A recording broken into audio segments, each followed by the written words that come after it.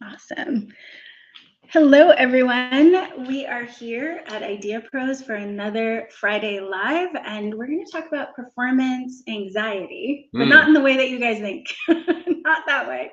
We're going to talk about why uncertain times are actually good for you and your business. So I'm going to let Fred take it from here. Yeah, hey, Fred Cary.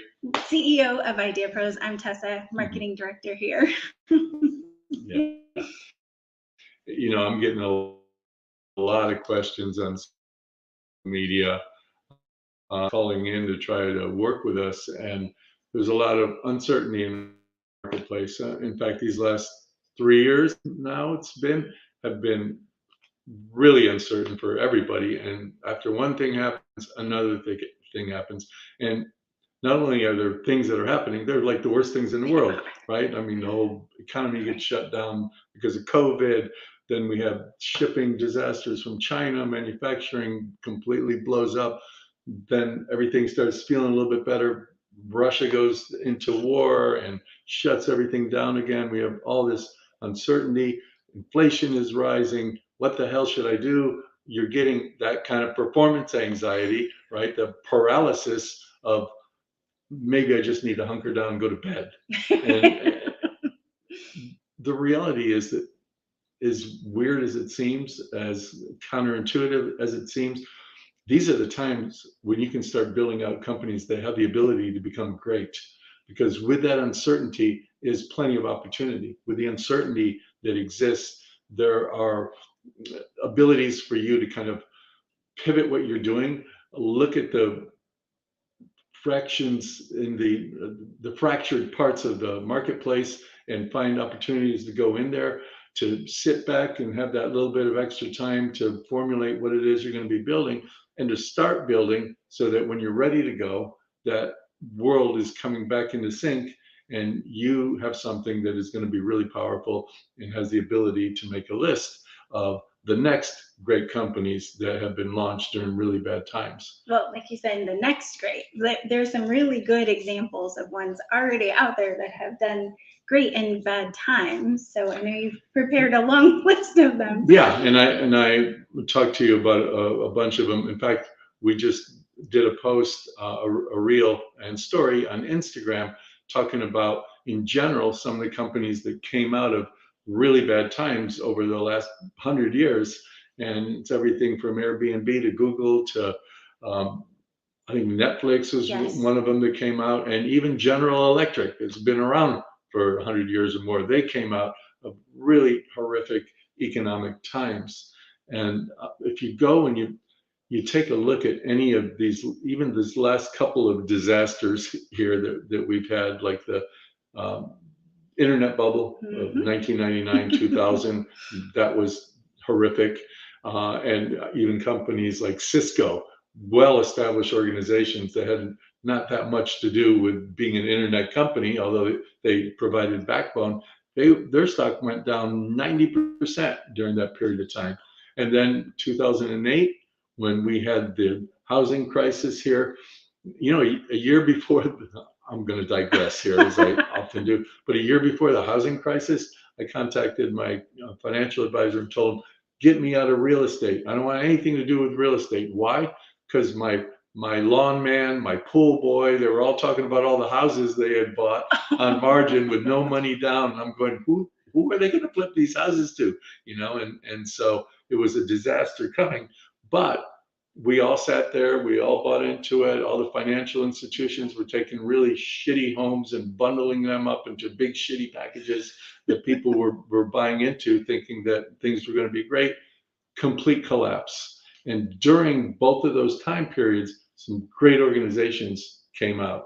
Yeah. So let's take a look at first the internet bubble that I came out of, by the way, and that's when we sold the box lot for $125 million. But I give you a list. Yes. I'm going to give you a chance to talk a little bit. I'm talking now. Let's give a list of some of the companies that came out of that first internet bubble that was a complete disaster. Perfect. Well, Angie's List, which is now Angie. Right. Angie. GoDaddy, which I know I've done a lot of work with. over the years. Shutterfly and Priceline were all ones in that internet bubble. Yeah, and by the way, Google. You guys, some of you may have heard We of Google. mentioned Google earlier, but that was part of the internet. Right, that came out. That came out during that time period. They were called, what were they called, Backrub or something like that. First, look them up. They had a really weird name. But I think that was the name because they were going into the back engine of everything, and that's where they were getting their data from. And then they came up with Google, and they were nothing for a decade, really.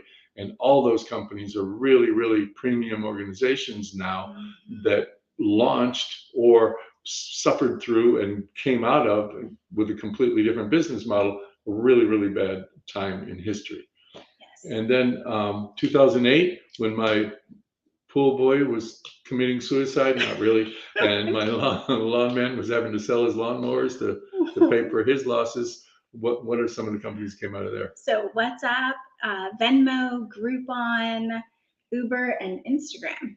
Instagram. Yeah, and you said WhatsApp, right? Yes, yeah. WhatsApp was my first one. Yeah, so some little companies that you may have heard of, right? They all came out of really, really difficult times. And if you study these companies, you'll see they were opportunistic. In a lot of cases, it was 2-3 people that started those organizations. So just like you guys, just like us, not big multinational, multi-billion-dollar organizations. 2-3 people hunkered down, figuring out what are we going to do, what are we going to launch, how are we going to take advantage of the uncertainty in the marketplace, and they've become these amazing organizations worth trillions of dollars amongst all of them. In some cases, trillions of dollars, just one of them. I think Google's about getting close to $1 trillion. Amazon as well survived the whole, although they were a few years ahead, they survived the internet bubble as well. So I think I've heard you say that in those times you can actually double down on advertising where others aren't advertising. So there's lots of ways that you can kind of come out of that a little. Yeah. The way you have to look at it is with uncertainty is opportunity. Mm-hmm. In fact, the most money ever made in history of the world by even the financial folks is during uncertain times, because things swing. When you have great certainty, you have very slow plodding progress, maybe 1% increase year over year. When you have uncertainty in the marketplace, you have a real opportunity to jump into this cesspool and come out with diamonds. But you have to have the guts to do it.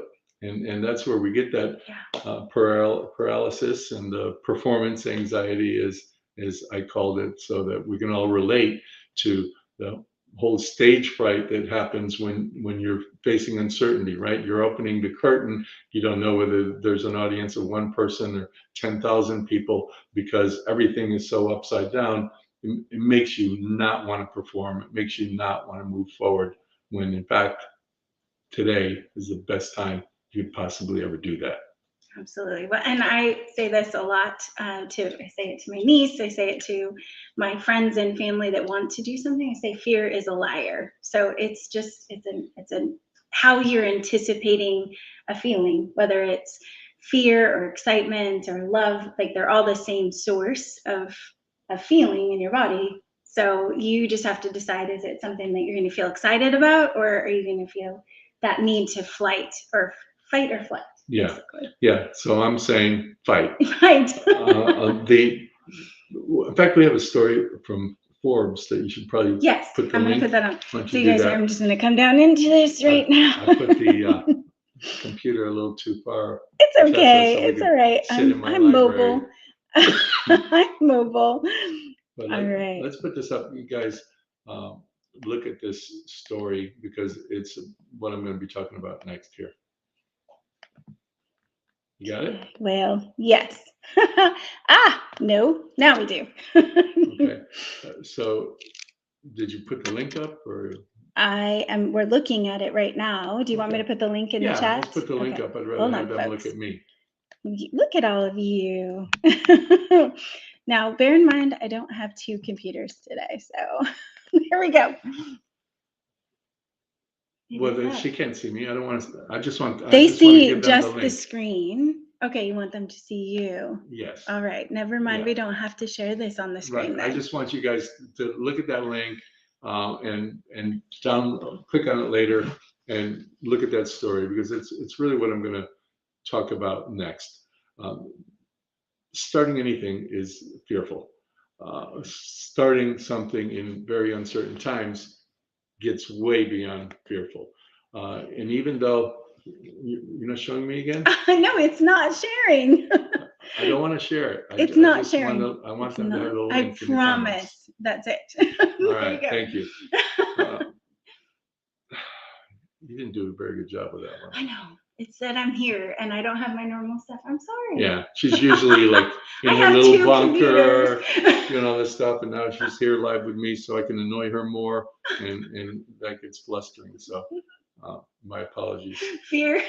Fear. It's the fear Fear thing. as fuel. Yes. So look, it's hard to start something new, and it takes, as almost all of my partners can attest, a lot longer than you think it's going to take. It's a lot harder than you think it's going to be, and there are a lot more twists and turns and pivots that you can ever imagine.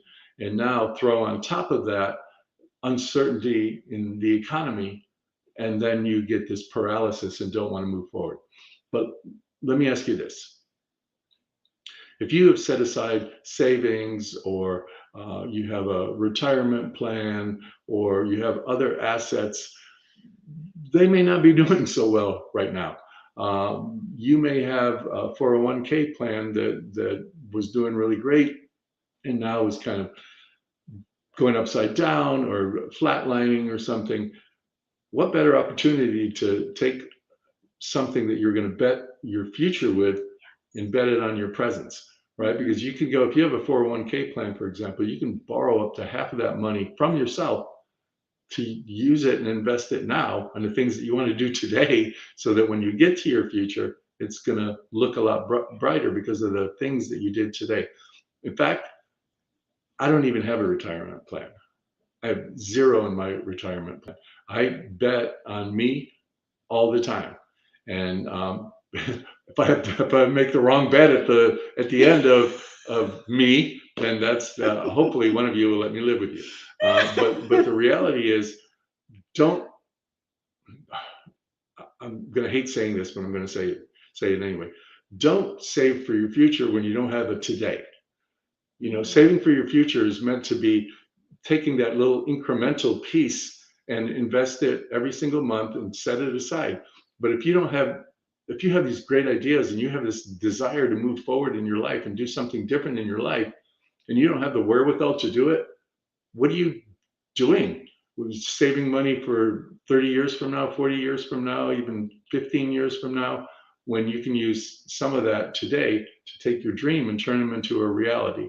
So you got to get away from the fear, because with fear comes this paralysis. With fear comes no.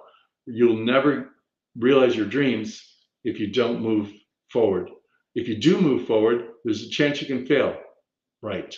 There always is a chance that you can fail. If you don't move forward, there's a 100% chance you're going to fail, because you're not doing the things that you need to be doing.